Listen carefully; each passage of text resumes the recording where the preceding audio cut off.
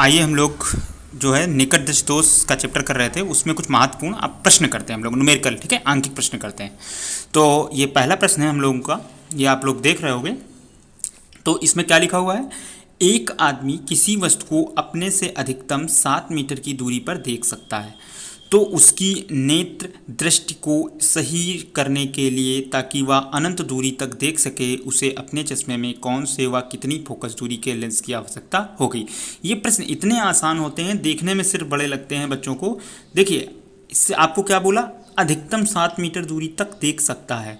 तो आप एक बात खुद सोचिए, अगर किसी व्यक्ति की आँख में, हम लोग जानते हैं, ये आप इतना तो पता ही है सबको, ठीक है, ये आँख का ये फिगर, तो आप खुद सोचिए अगर इस व्यक्ति को यहाँ की चीज़ दिख रही है, तो यहाँ की चीज़ दिखने का मतलब क्या हुआ कि अब उसको देखनी यहाँ की है, इसके बाहर वो देख नहीं सकता। तो इस चीज़ की अगर हम इमेज यहाँ पर बना दें, इमेज यहाँ पर बना दें इस ऑब्जेक्ट की, तो इस चीज़ को स्पष्ट वो देख सकता है कि नहीं देख सकता। तो बस यही चश्मे में, यहाँ पर जो चश्मा हम लोग लगाते हैं ना, इस जगह पर जो चश्मा लगाया जाता है ना, तो वो चश्मे का काम सिर्फ यही होता है, ठीक है। जो इंसान चश्मा लगाता है ना, उसका काम यही है। तो अब आइए हम लोग इसको सीखते हैं, सवाल को जरा देखिए। लिखा हुआ है एक आदमी, तो ये आप समझ सकते हो कि अधिकतम कितना दिखाई दे रहा है, यानी प्रतिबिंब बनने की दूरी हो गई वो। तो वो आपको दे रखा है उन्होंने, v कितना दे रखा है आपको, v आपको दे दिया गया। याद रखिएगा यहाँ पर दोनों दूरियाँ एक ही साइड होती हैं, उसी तरफ इमेज बननी है जिस तरफ ऑब्जेक्ट रखा है, इसलिए ये माइनस में लिया जाएगा, ठीक है। इसके बाद अगला है, और कहाँ की वस्तु देखनी है उसको, तो अनंत की वस्तु देखनी है। कहाँ तक की वस्तु देखनी है, अनंत तक की वस्तु देखनी है। और फोकस दूरी पूछी, तो हम लोग फार्मूला जानते हैं, 1/f इक्वल टू 1/v और माइनस का 1/u। लेंस के लिए हम लोग यही लगाते हैं, वैल्यू रख देंगे, तो 1/v की जगह -7 माइनस का 1/∞, ठीक है। इसे इन्फिनेटिव भी बोलते हैं और अपरिभाषित भी हिंदी में बोला जाता है, अनंत तो नहीं, अपरिभाषित, ठीक है।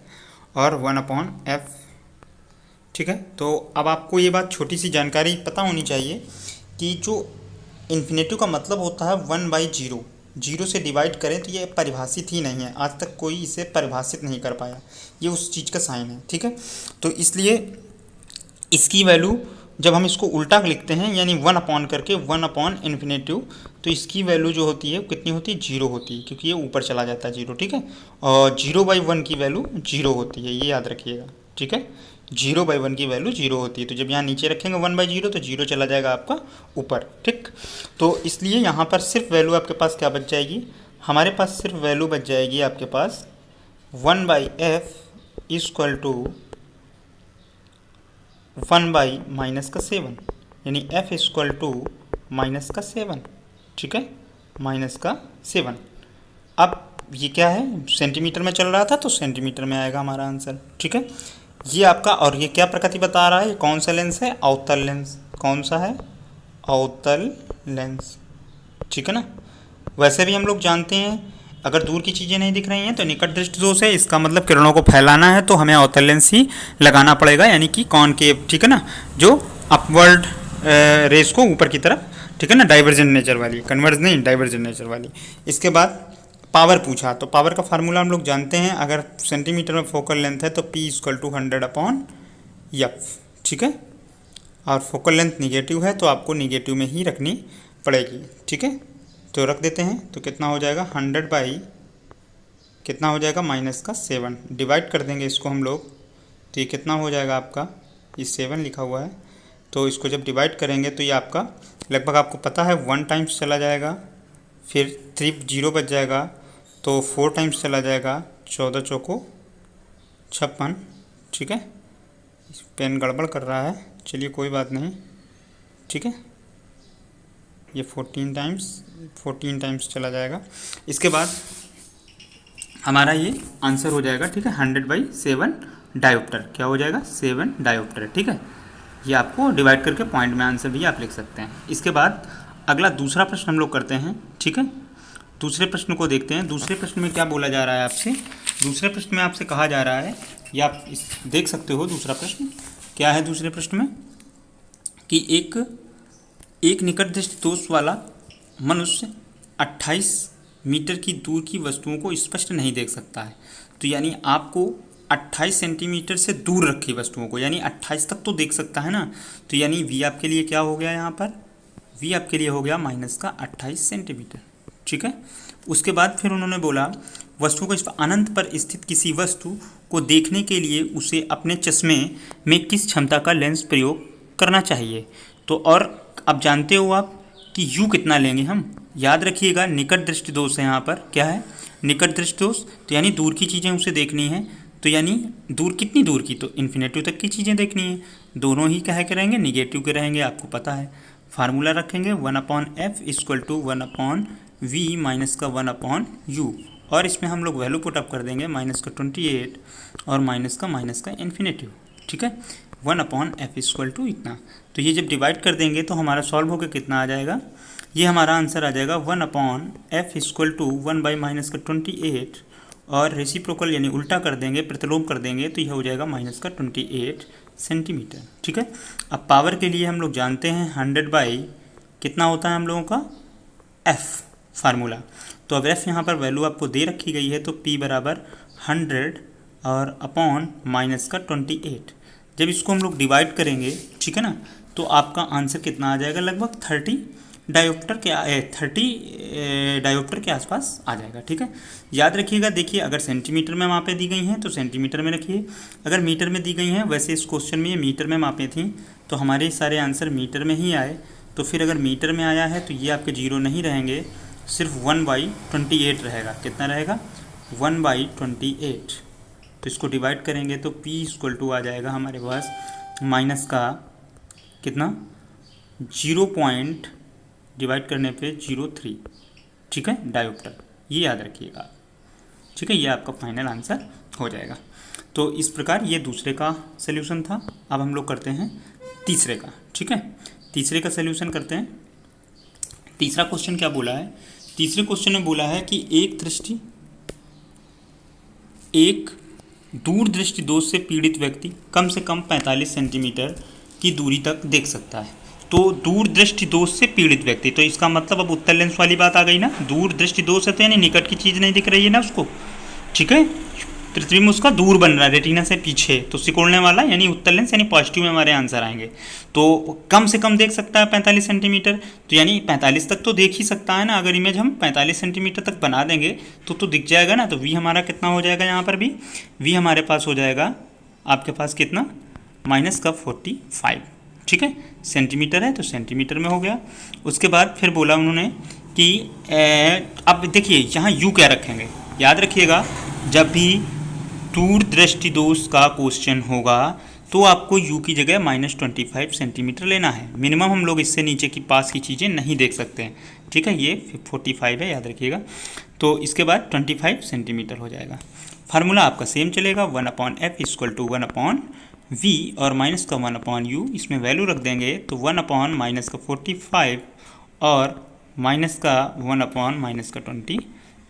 ठीक है, अब इसकी हम लोग एलसीएम सॉल्व कर लेंगे। तो एलसीएम सॉल्व करने पे देखिए तरीका मैंने आपको बताया था कि आपको जब समझ में नहीं आता तो आप दोनों का मल्टीप्लाई ले लीजिए।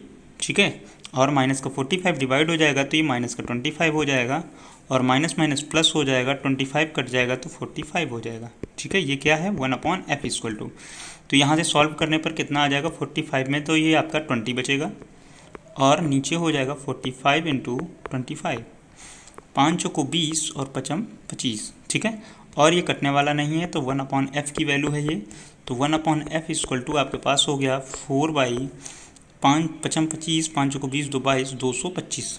तो ये 1/f की वैल्यू है, तो f की वैल्यू आपके पास क्या हो जाएगी 225/4, 225/4। तो इसको डिवाइड करेंगे तो हमारे पास अप्रॉक्सीमेट आंसर आ जाएगा 56, ठीक है, 0.25, ये हमारा f का आंसर हो जाएगा। ठीक है, ये हमारा आंसर होगा। इसके बाद ये अब पॉजिटिव ही रहेगा, ये बात भी ध्यान रहे। अगर फोकल लेंथ होती तो वही हम लोग पुराना फिर से लगाते। ठीक है, इसके बाद अगला नेक्स्ट करते हैं हम लोग, 3 हमारे क्वेश्चन हो गए। इसके बाद चौथा क्वेश्चन हम लोग करते हैं। तो चौथे क्वेश्चन की बात करें तो चौथे क्वेश्चन में क्या बोला जा रहा है आपसे, एक दूरदृष्टि दोष से पीड़ित व्यक्ति कितना है पढ़ रहे होंगे आप, हमें आशा है। पूरा क्वेश्चन, एक दूरदृष्टि दोष से पीड़ित व्यक्ति की आंख के लिए निकट बिंदु की दूरी 80 सेंटीमीटर है। कितनी है? तो यानी आपको v कितना दे रखा है उन्होंने, -80 सेंटीमीटर, ठीक है। और हेतु चश्मा प्रयुक्त हुए, मतलब इस व्यक्ति की दृष्टि दोष को निवारण, तो फिर वो मिनिमम कितनी पास की चीज़ें देखना चाहेगा? कोई भी -25, मतलब 25 सेंटीमीटर से ज़्यादा पास की चीज़ें हम नहीं देख सकते। नॉर्मल एक सामान्य आदमी भी नहीं देख सकता, तो 25 ही मान लेते हैं हम लोग स्टैंडर्ड में, ठीक है, कि इतने करीब की तो चीज़ देखनी ही है उसको कम से कम मिनिमम। अब आपसे पावर पूछा जा रहा है। क्या पूछा जा रहा है? पावर आपसे पूछा जा रहा है, पी पूछा जा रहा है। तो पहले आपको एफ तो निकालना ही पड़ेगा। 1/f = 1/v और माइनस का 1/u, ये आपका फार्मूला हो गया। तो जब वैल्यू रख देंगे इसमें तो क्या हो जाएगा, ये इक्वल का साइन लगाया, 1/-80 और आपके पास क्या हो गया, -1/-25। फिर इसमें एलसीएम लेंगे तो 1/f = आपके पास क्या आ जाएगा, एलसीएम दोनों का मल्टीप्लाई आ जाएगा, 80 × 25, तो आपका 80 कट जाएगा तो माइनस का 25 और माइनस प्लस 25 कट गया तो 80, ये सब्ट्रैक्ट हो जाएंगे तो आपके पास आ जाएगा, देखिए 80 में 20 गए तो 60, 60 में 5 गए तो 55, 55/80 × 25, 25 से काट दिया, 5 जा कितना हो जाएगा आपके पास, 5 जा आपके पास हो जाएगा 20, 5 जा 25 और 5 बन जा, तो आपके पास ये बन जाएगा 11 और नीचे 5 है तो 0 की 0 और 40 यानी 400, ठीक है। ये याद रखिएगा, ये यहाँ से इतना क्वेश्चन अलग है, ठीक है। तो अब आपके पास 1/f = क्या आ गया, 1/f = आपके पास है 11/400, तो f = आ जाएगा 400/11, ठीक है, पॉजिटिव ही आएगा। जब इसका हम लोग डिवाइड कर देंगे तो ये कितना हो जाएगा आपके पास, ये आपके पास डिवाइड करने पे बन जाएगा, काट देने पे आप काट देंगे तो कितना बन जाएगा, देखिए अब p निकाल लेते हैं हम लोग, है ना। तो p सिंपल सा हम लोग जानते हैं, ये सेंटीमीटर में है, किस में है हमारा आंसर, सेंटीमीटर में, ध्यान रखिएगा, ठीक है। इसके बाद अगर p निकालेंगे तो 1/f = फार्मूला लगाएंगे और वैल्यू रखेंगे 1/400 अच्छा ये जानते हैं आप, जब सेंटीमीटर में होता है तो हम लोग 100 वाला फार्मूला लगाते हैं। कौन सा? 100 वाला। तो 100 और नीचे हो जाएगा किस 11, तो ये 2 0 इसके कट जाएंगे और 11 ऊपर चला जाएगा, तो p = 11/4 डायोप्टर, ठीक है। ये आपका फाइनल आंसर हो जाएगा, ठीक है, क्लियर है। इसको डिवाइड कर लेंगे तो आपका पॉइंट में आंसर आ जाएगा 2.75, ठीक है। ये आपका पूरा सही से आंसर क्वेश्चन था।